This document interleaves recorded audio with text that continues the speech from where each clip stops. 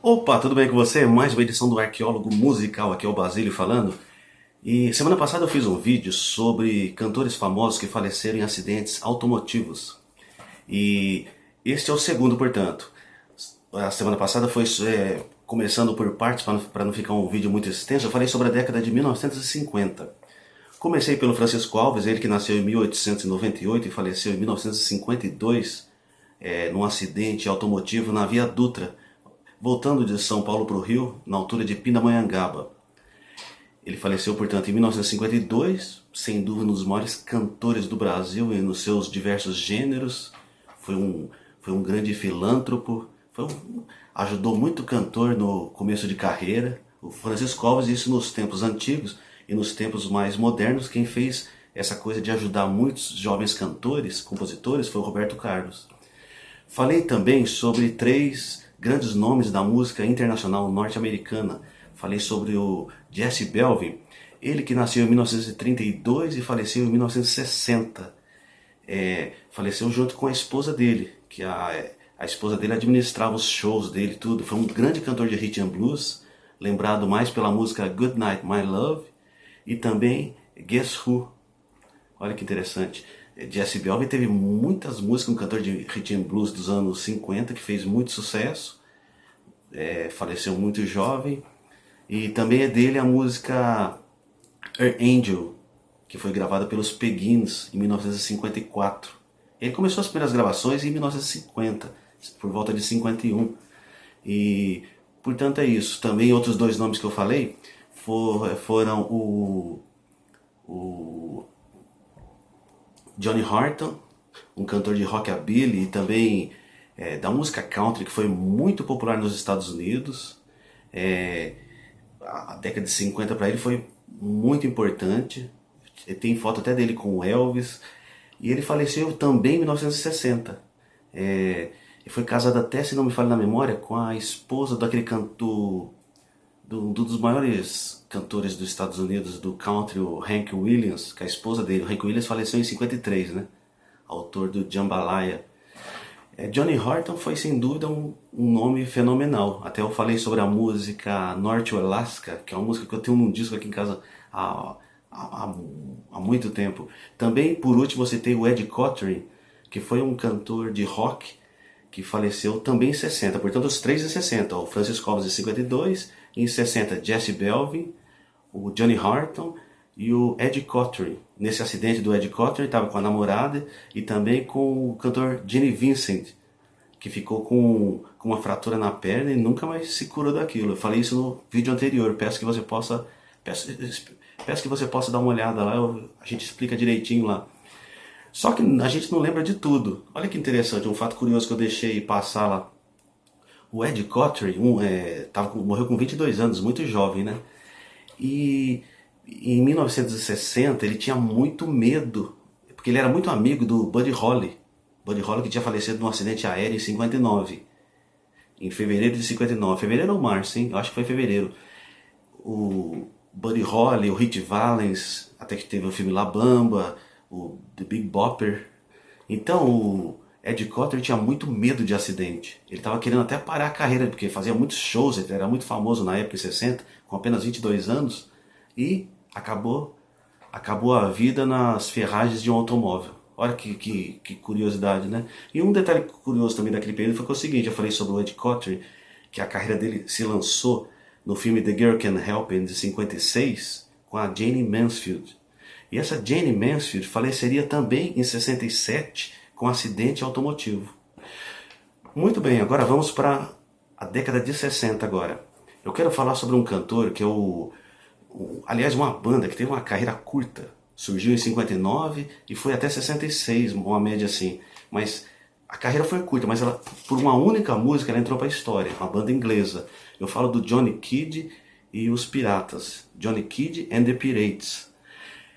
Johnny Kidd, ele teve um nome aqui, o nome dele é um nome bem legal, o nome dele aqui. Deixa eu só achar aqui um minutinho. É o Frederick Albert Hitch. Nasceu em 1935 e faleceu em 66. Mas antes da gente chegar pro final da vida dele, ele gravou em 1960 a música Shake On Over. Shake It On Over. Essa música tem uma importância fundamental para o rock britânico. Ela, portanto, foi gravada em 60 para... Também teve uma coisa de marketing, que os produtores faziam o Johnny Kidd e os Piratas eram um grupo, um quinteto. E eles se apresentavam vestidos assim mesmo de piratas, essa coisa. Então essa vestimenta teve um marketing, uma coisa muito legal na divulgação da própria banda. E Shake It On Over foi uma música de um sucesso tremendo lá na Inglaterra, um tempo bem pertinho da Beatlemania, mas antes. Nesse tempo os Beatles, ninguém sabia que era Beatles na época, em 60. E essa música foi gravada e estourou nas paradas. Então deixa eu olhar só a minha colinha de coisa aqui para não perder nada. Eles gravaram também Please Don't Touch, que essa música foi gravada lá na frente, num projeto do Motorhead com outro grupo. O grupo qual que é mesmo? É o Girls' School. Conheço mais o Motorhead, mas gravaram essa música em 80. Please Don't Touch, também do Johnny Kidd. Essa música ela tem solo de guitarra, ela tem um jeito instrumental, uma coisa muito legal, que influenciou muita gente. Olha que coisa interessante. Shake It On Over, em 65, foi gravada pelo The Guess Who. The Guess Who é aquela banda do Burton Cummings, aquele grupo que tem American Woman, que mais? Tears Eyes, No Time, eles têm muita música legal, hein? Mas eles gravaram primeiramente em 65, Shake It On Over. É um grupo canadense. Fez muito sucesso. Essa música Shake It On Over estourou. Ela fez sucesso primeiramente com Johnny Kidd, fez na Inglaterra, chegou nos Estados Unidos e tanto por isso que o The Guess Who gravou. Fez muito sucesso com o Guess Who, mas eles tinham um outro nome. Era Chad Alan, antes de virar Guess Who. Chad Alan and the Expression. Chad Alan and the Expressions. Depois que mudou para Guess Who, aí entrou o Burton Cummings, que é a voz principal que você conhece. Tears Eyes, American Woman, todas aquelas músicas Guess Who, bem o rock psicodélico deles lá.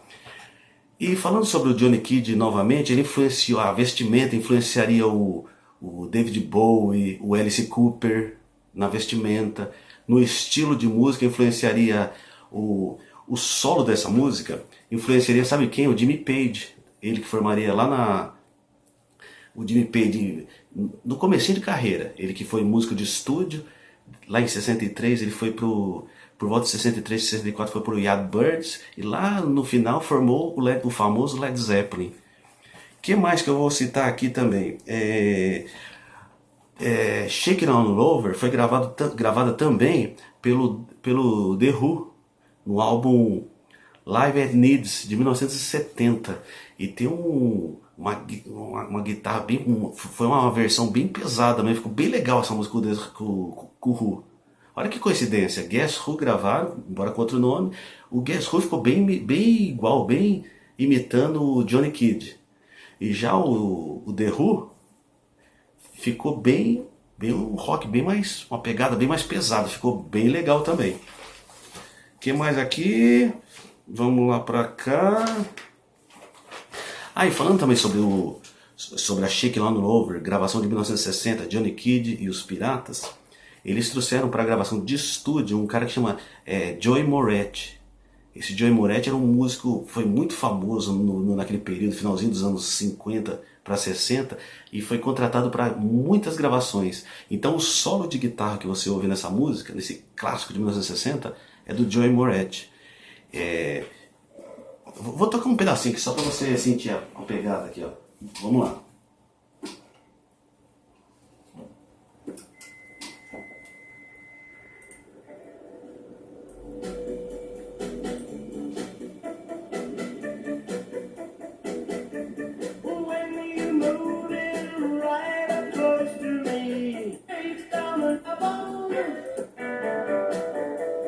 Deixa eu chegar na parte do solo.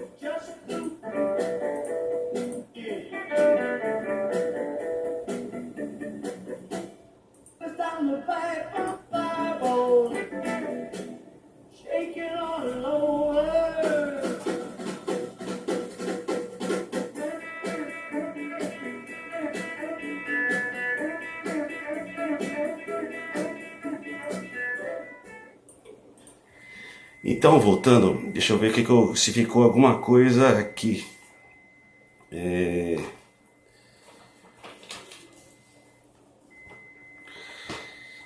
E então, para finalizar isso, o Johnny Kidd faleceu então em um acidente de automotivo em 1966, precisamente no dia, deixa eu ver aqui, 8/10/66.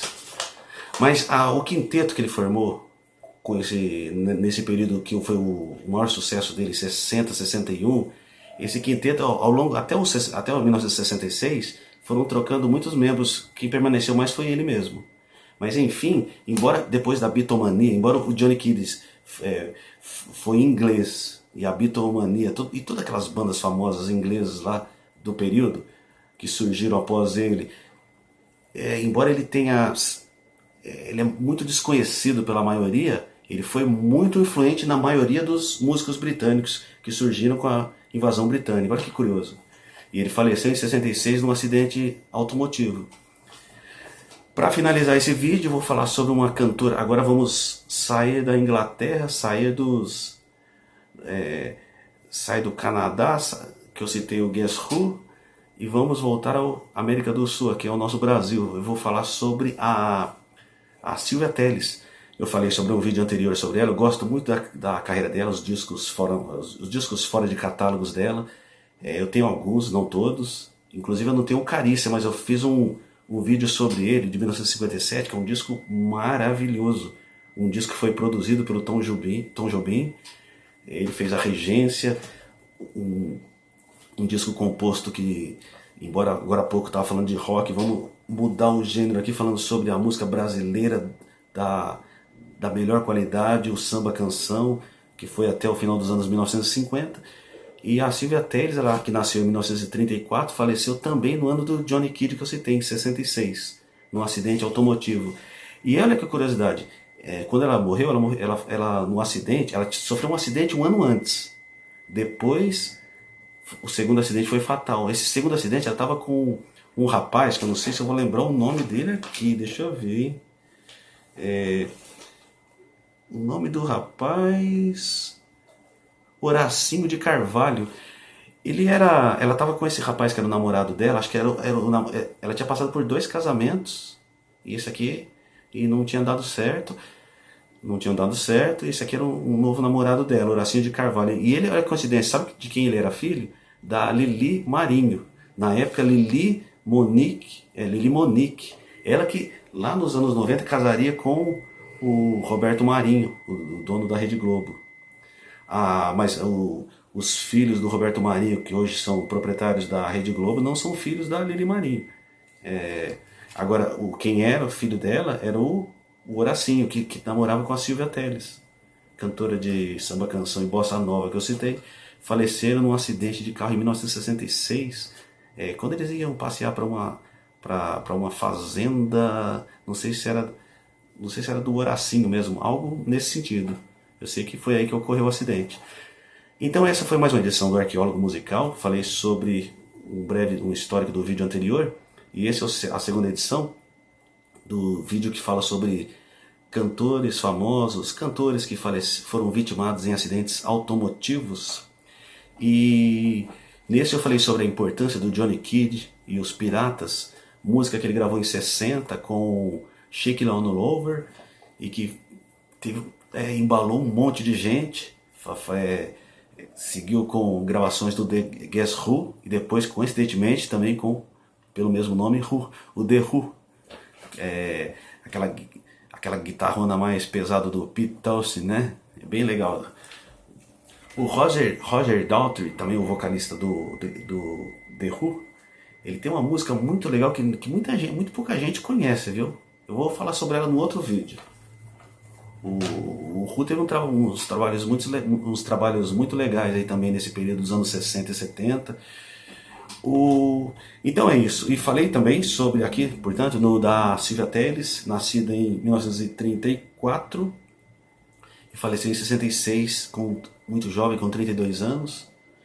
Gravou discos que estão totalmente fora de catálogos. E ela é muito lembrada, apesar da juventude, eu não tenho muito conhecimento dela, mas A Silvia Telles sempre foi muito respeitada na música brasileira. E também até nos Estados Unidos. Muita gente a conheceu por lá, né? Então é isso. Essa é a edição do Arqueólogo Musical. A próxima segue nos anos 70. Eu vou falar sobre alguns nomes que faleceram em acidentes automotivos. Mas vai ficar na... Vamos deixar vou deixar no anônimo. Próximo vídeo você fica sabendo quem é. Valeu, até lá!